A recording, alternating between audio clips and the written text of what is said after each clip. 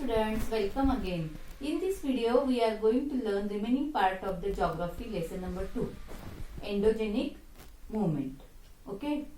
First of all, we will understand formation of Rift Valley. Open your geography textbook and open the page number 13 and observe the figure 2.10a. Okay. Suppose horizontal movements on the earth's surface apply in opposite direction. It causes tension on the rocks in the earth's crust. You know, when tension increases, fractures develop in the rocks. Look, one fracture is developing here and another fracture is developing here. So rocks on the both of the ends slides and continuity in the layers of rocks is not found. Okay. Sometimes what happens, two fractures develop side by side in earth crust, then land in between the two fractures subsides. The land in between the two fractures subsides. It means go down to the lower level. Okay. This subsided deep part is called Rift Valley. You got it? Okay. Look here, both the slopes of the Rift Valley. Both the slopes of the Rift Valley are steep. Examples of the Rift Valleys are Rift Valley of Narmada in India. We are known as the Bhedakhat. The Great Rift Valley of Africa, and then the Rhine River Rift Valley of Europe. Rhine River flows in Germany and other European countries. Okay. I hope you understood the formation of Rift Valley and orogenic movements. Okay. Next is epirogenic movements.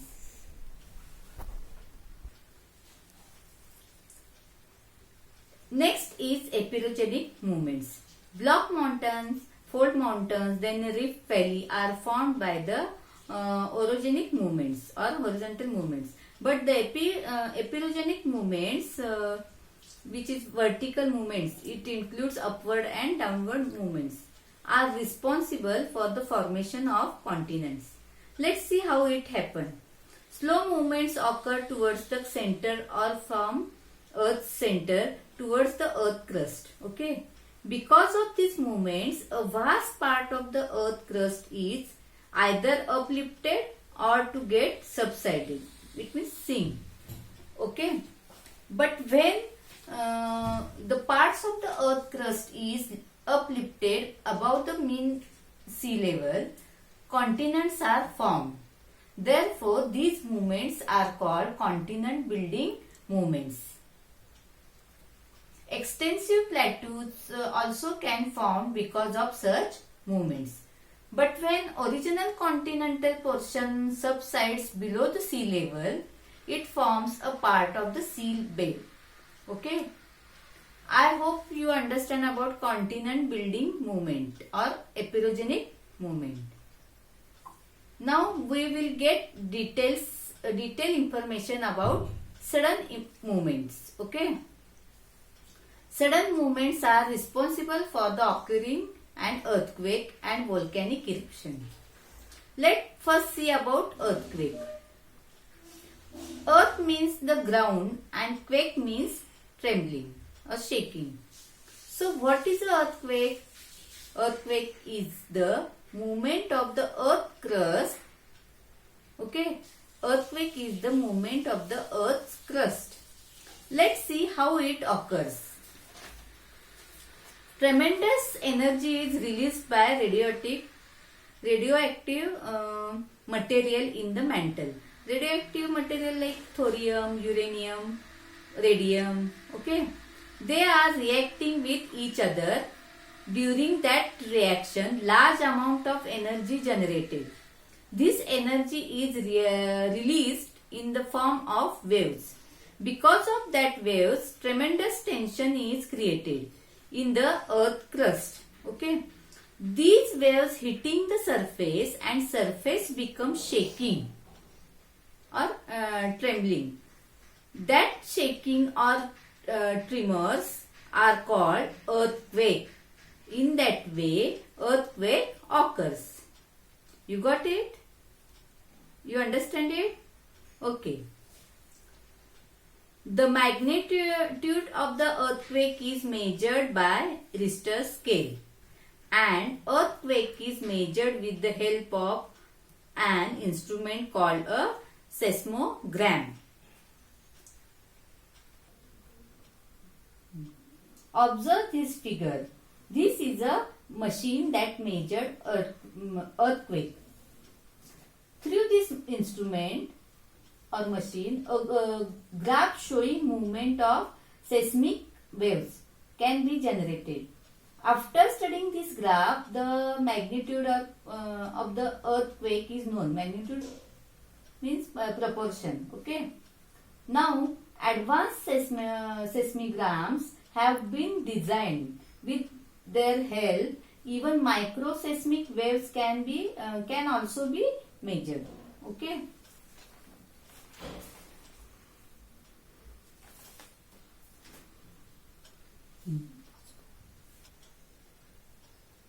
Now see about causes of earthquake.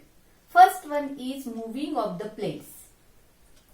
What is the plates? The parts of different size of the earth crust floating on the upper portion of the mantle are called plates.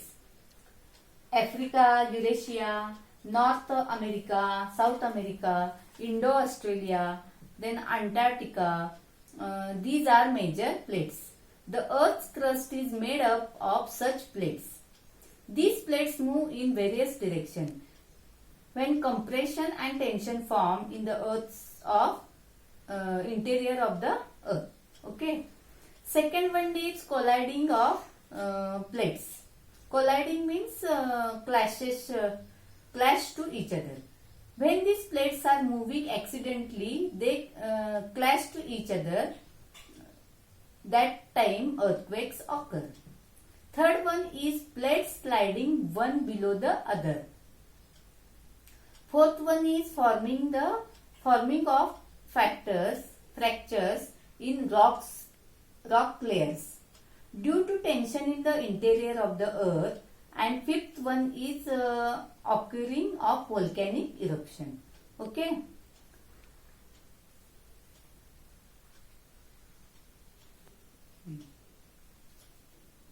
Now see the focus and epicenter. What is focus? The point below the earth's surface. The point below the earth's surface where energy is released during an earthquake. Focus also called the hypocenter. Okay. And what is epicenter? Epicenter, the point located on the surface. Not below the surface. The point located on the surface of the earth where energy waves reach first is called the epicenter of the earthquake. The epicenter is perpendicular to the focus. Okay. The energy waves or seismic waves can be divided into primary waves, secondary waves and surface waves. First of all, we see about primary or P waves. These waves are first to reach the surface of the earth. After the energy is emitted in the earth's interior, they travel at a very fast speed from the focus of the earthquakes in radial directions. The waves move to and fro. Therefore, these waves are called forward-backward waves. These P waves or primary waves are called forward-backward waves. Then these waves can travel through all the three states: liquid, solid and gaseous. Okay. While traveling through liquid medium, their direction gets changed. It is because of the primary waves that the buildings on the earth's surface move back and forth. Okay. The next one is secondary wave or S waves. The waves which reach the earth's surface after the primary waves are called secondary waves. Okay. These waves also scatter in all directions from the focus of the earthquake. Then its speed is less than the P waves or primary waves. The secondary wave speed is less than the primary waves. The particles lying in the base of these waves move up and down in the direction of energy transfer. Okay. These waves can travel only through the solid medium. Remember it. These waves can travel only through the solid medium and they get absorbed as they enter the liquid medium.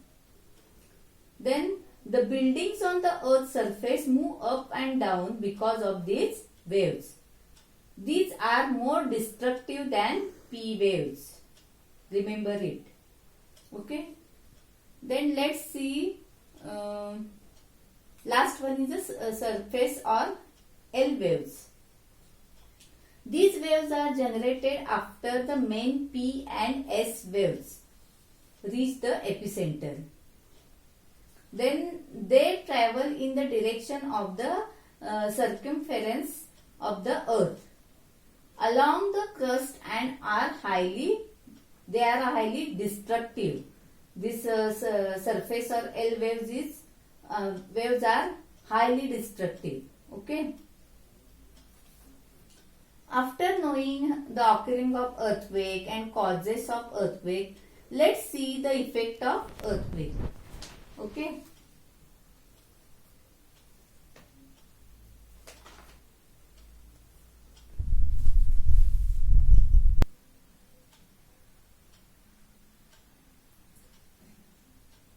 The effects of earthquakes on the earth's surface and human life. First one is cracks or fractures develop on the ground. Then second one is these causes landslides which leads to sliding of rocks. Then third one is sometimes the groundwater changes its course. For example, wells maybe get water or maybe dry up. Okay.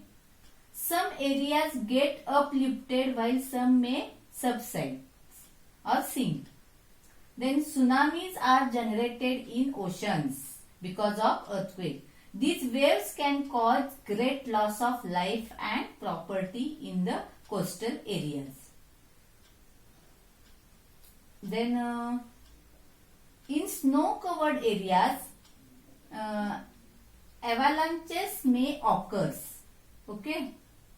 Then buildings collapse and loss of life and property occurs. Next one is transportation routes get disturbed. Okay. Then communication system collapsed. These are the effect of earthquake. Okay. I hope you understood it. Remaining part of the lesson we will learn in the next video. Till then, bye.